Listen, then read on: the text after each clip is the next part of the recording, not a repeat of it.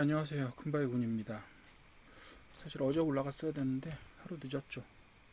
제가 본업이 좀 바빠가지고 예, 이번 주말에 하루 종일 강의가 있다 보니까 강의 준비를 했다라고 생각을 해도 계속해서 좀 부담이 돼서 준비를 계속 해야 되는 상황이 계속 주어지는 그런 문제로 하루 늦었습니다. 그래서 오늘 원래 올려드려야 되는 주간 정리, 주간 테마 정리도 내일 아마 올라가게 될 것 같습니다. 여하튼 금요일 살짝 뭐 올랐죠. 올랐다라고 뭐 예전 같으면 제법 올랐습니다라고 이야기할 수 있습니다만 어쨌든 계속해서 제가 말씀드리지만 살짝 올랐습니다. 네. 삼성전자도 살짝 올랐고 그것보다 SK하이닉스는 조금 더 오르긴 했습니다. 지금 삼성전자는 이미 어닝 서프라이즈를 달성을 해서 사실 김이 좀 빠진 상태고 SK하이닉스도 뭐 거의 얘기가 비슷하긴 하지만 어쨌든 계속해서 수익성 자체는 SK하이닉스가 더 높다라고 이야기를 하고 있기 때문에 사실 계속해서 쫓아오는 SK하이닉스 주가가 삼성전자를 계속 추격하는 그런 추세가 주어지고 있죠. 그래서 그런 상황들이 결국은 두 업체의 두 종목의 상승을 이끌어내고 있고 게다가 이제 필라델피아 반도체 지수하고 TSMC가 실적이 좋다라고 얘기하는데 TSMC 실적이 좋다는 얘기는 SK하이닉스 쪽에 조금 더 유리합니다. 실제로. 왜냐하면 메모리를 기반으로 뭐죠? 죄송합니다. 그 HBM 메모리를 이야기할 때 저기는 SK하이닉스는 TSMC의 후공정을 이용합니다. 그리고 삼성전자는 자체적으로 납품을 하는 형태가 되는데 TSMC 실적이 좋다는 얘기는 뭐 뒤집어 말하면 SK하이닉스도 실적이 상당히 좋다는 이야기고 뭐 이런 이야기가 될 수 있어서 SK하이닉스 쪽이 조금 더 올랐습니다. 뭐 그런 전체적인 추세 그리고 전쟁은 솔직히 어떻게 될지 모르겠어요. 네. 지금 휴전은 하고 있고 휴전에 들어갈 것 같긴 합니다. 왜냐하면 둘 다 방법이 없어요. 양쪽 다 방법이 없고 뭐 이거는 이란으로서는 엄청 피해가 크고 미국도 피해가 큰데 경제적으로 상당히 좀 위기에 몰렸고 물론 이제 석유 저기 하는 개발 업체들은 굉장히 기분이 좋겠죠. 텍사스 중진류 파는 업체들은 거의 한 달 동안 2배의 가격으로 석유를 팔았으니까 상당히 많이 남았겠죠.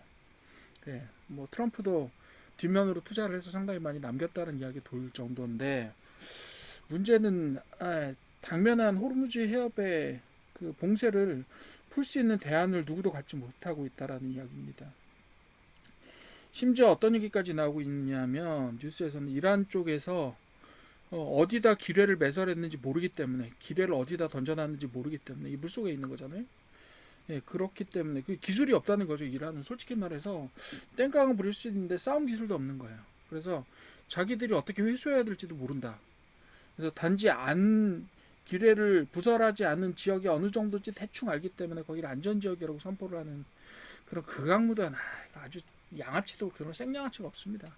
물론 뭐 저 깡패가 때리니까 하는 방법으로 뭐 죽기 살기 하는 방법으로 안 죽으려고 하는 방법이긴 했지만 어쨌든 서로 양아치짓을 정말 심하게 하고 있는 상황이기는 해요. 그래서 어디다 기뢰를 부설했는지 모르기 때문에 호르무즈 해협의 봉쇄를 풀 수가 없다라는 이런 이상한 소리를 하고 있습니다.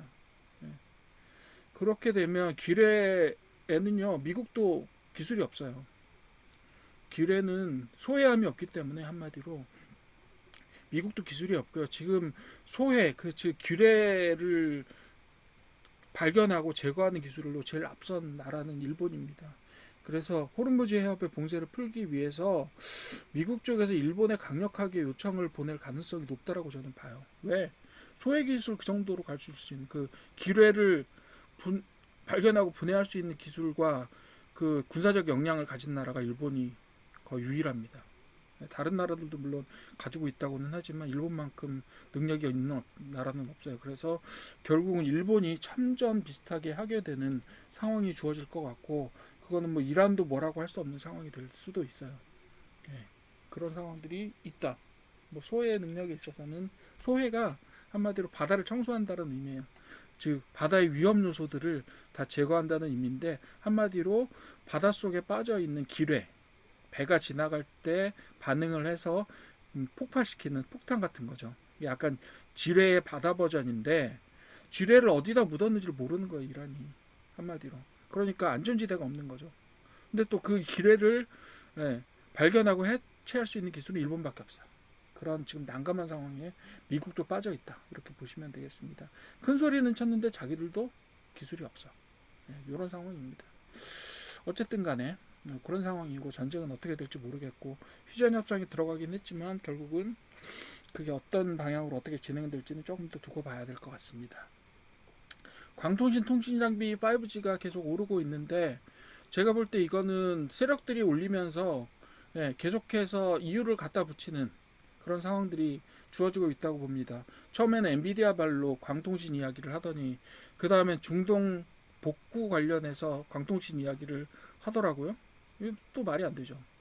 거기 중동에 뭐 이란이 폭격을 당했고 뭐 복구 수요가 있긴 하겠지만 중동 지역은 사실상 통신 시설에 대한 뭐 공격이나 이런 부분들은 별로 없었단 말이에요. 그렇기 때문에 광통신 수요 별로 없어요.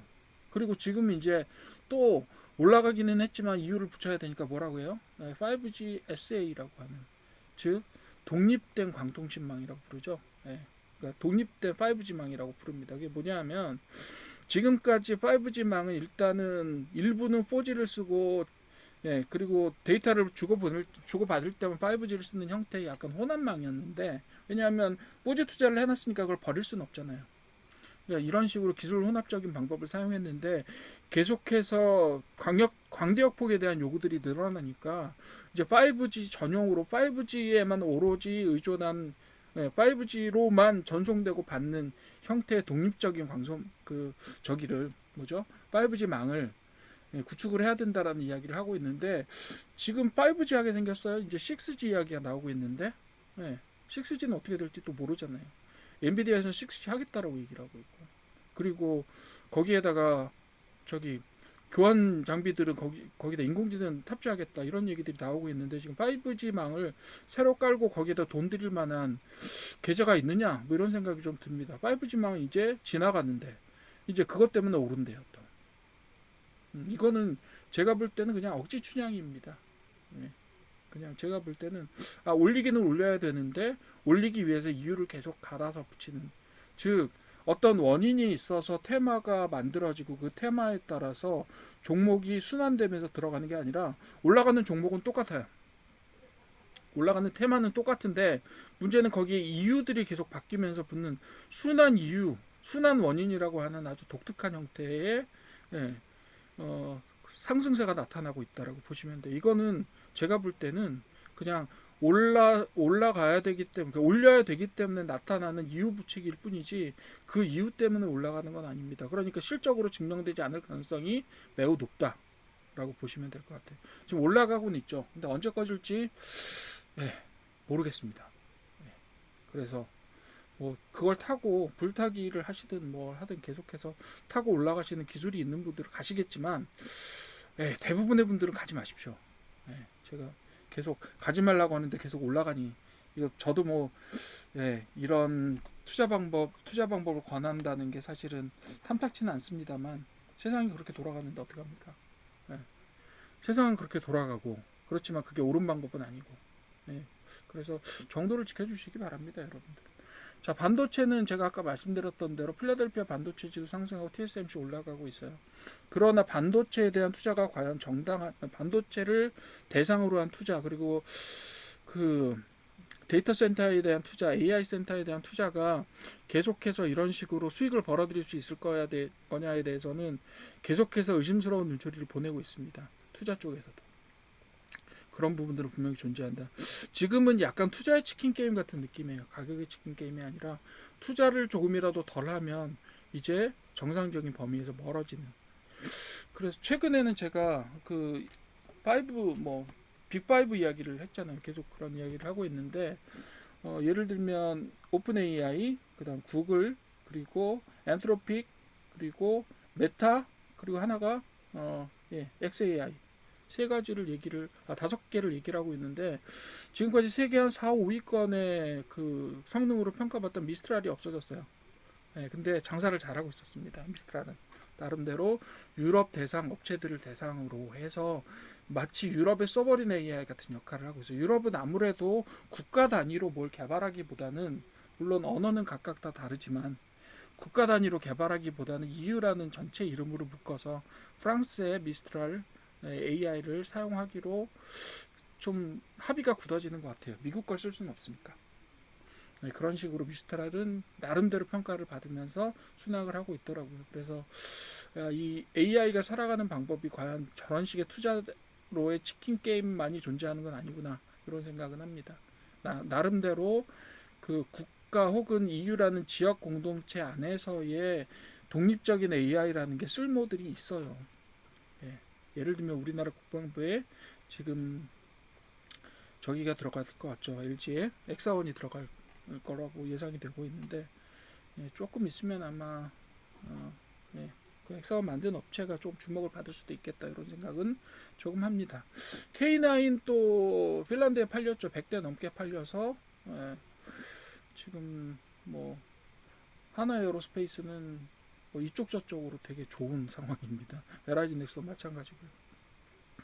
두 개가 지금 다 좋고요. 그 다음에 퍼스텍 같은 회사는 이제 양쪽으로 K9에도 납품을 하고 그다음 청국토에도 납품을 하고 이러고 있으니까 퍼스텍 같은 회사는 계속해서 한번 올라갈 겁니다. 근데 요게 한번 사실 제가 좀 원하는 바긴 한데 약간 눌림목이 좀 한 번쯤 오면 그때가 좀 타이밍이 될 것 같긴 한데, 퍼스텍 같은 회사는 그럴 거긴 한데 그럴 것 같지가 않단 말이죠. 지금 상황으로 봤을 때는 계속해서 너무 잘 나가고 있어요.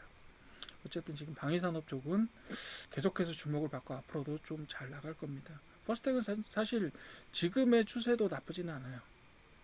네, 그렇긴 한데 조금 떨어지면 더 좋은 종목이 되겠죠. 네, 그런데 지금으로서도 나쁘지는 않다. 그리고 앞으로 성장 가능성 충분히 있고 올해도 아마 제법 많은 성장을 할 것 같다, 이렇게 예상이 됩니다. 해운 종합물류는 좋은 거 하나 나쁜 거 하나가 있습니다. 하나는 호르무즈 해협이 계속해서 막혀 있을 거다라는 이야기고, 또 하나는 북극 항로 특별법이 통과가 됐다라고 해서 이제 북극 항로가 녹으면서 러시아 북쪽을 향하는 북극과 러시아 사이의 항로가 개통이 될 거고, 물론 러시아한테 제법 많은 그 저기를 통행료를 지불을 해야 되기는 하겠지만, 왜냐하면 영해를 통과해야 되거든요. 그래서 제법 많은 통행료를 지불해야 되기는 하겠지만, 어쨌든 그쪽이 호르무즈 해협을 통과 안 해도 되니까, 아니 수에즈관을 통과 안 해도 되니까, 그죠? 새로운 대안이 될 수 있다. 이런 형태가 되면 어떻게 되느냐면 운임료 시장이 달라져요. 아예 시장 자체가 변화하게 됩니다. 그렇게 되면 또 해운업계 또 새로운 기회가 만들어질 수 있겠다라는 기대 때문에 두 가지, 하나는 안 좋아서 올라가고 하나는 구조 개편의 어떤 신호탄이 될 수 있는 북극 항로라고 하는 혁신적인 어떤 그걸 다 노리고 있잖아요. 중국도, 우리나라도, 일본도 노리고 있고요. 심지어 미국도 노리고 있을걸요. 그렇죠. 그런 현상이 나타나고 있다, 이렇게 보시면 되겠습니다. 자, 철강 관광업체는 중동 재건 수혜하고 그 다음에 미국 관세 부담이 완화된 데다가 또 파이프 계속해서 알래스카 LNG가 계속해서 아마 주목을 받을 수 있을 것 같기는 해요. 저도 언젠가는 이게 떠오를 것 같긴 한데 지금 안 떠오를 뿐이죠. 어쨌든 그렇게 되고 있고, 세아제강 비롯한 파이프 업체들 그리고 작은 철강 업체들이 조금 탄력을 받고 있고, 그렇게 보시면 돼요. 자, 그러면 오늘도 정리를 한번 해봅시다. 반도체는 제 갈 길 갑니다. 어쨌든 AI 수요에 따라서 광통신은 블러핑이 심하다라고 저는 봅니다. 광통신 통신장비는 지금의 시세는 블러핑에 가깝다. 실적이 뒷받침하지 못할 것이 분명하다라고 저는 봅니다. 방위산업 너무 잘 나가고 있는데 너무 비싸긴 한데 계속 잘 나갈 것 같다. 얘는 전쟁 수요뿐만 아니라 전쟁 이후 수요도 기대할 수가 있고 계속해서 유럽의 수요들이 나타날 겁니다. 그렇게 보시면 되겠고, 해운 종합물류는 사실 구조 개편의 어떤 구조적인 변화가 일어날 수 있는 측면이 지금 도달한 것 같아요.